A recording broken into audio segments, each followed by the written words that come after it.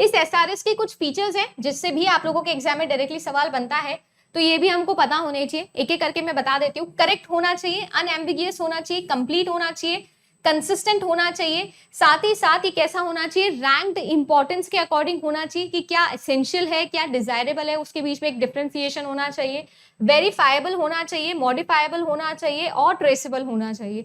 ये सारे के सारे जो फीचर्स है ये आप लोगों के एक एसआरएस के फीचर्स होते हैं जो आपके एग्जाम में पूछे जाते हैं। यानी कि 4 ऑप्शन देगा और बोलेगा कि इनमें से कौन सा नहीं है, तो आपको पता होना चाहिए कौन सा नहीं है।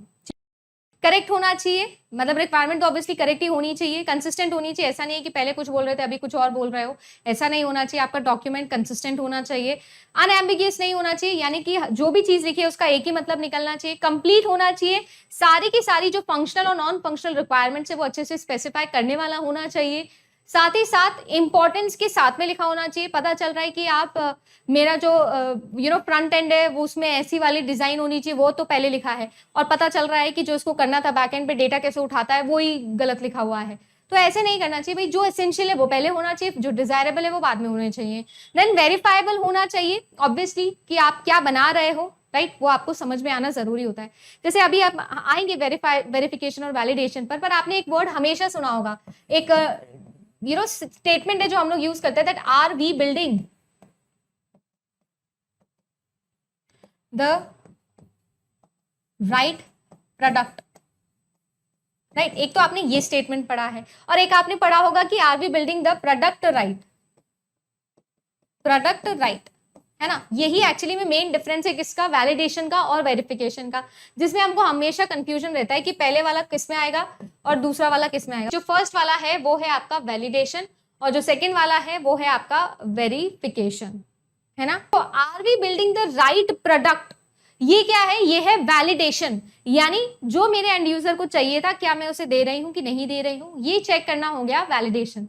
वेयर इज वेरिफिकेशन का मतलब होता है जो डिजाइन फेज के बाद में या आपकी कोडिंग फेज के बाद में होता है, जिसमें हम ये देखते हैं कि यार जो इंटरनली मैंने सोचा था क्या मैं वो काम कर पा रहा हूं या नहीं कर पा रहा हूं, ये चेक करना आपका क्या होता है, वेरिफिकेशन होता है। ये एकदम एंड में होता है, वैलिडेशन तो एकदम एंड में ही होगा ना, ऑफ कोर्स वैलिडेशन टेस्टिंग भी तो एंड में होती है आप लोगों की सिस्टम टेस्टिंग से पहले।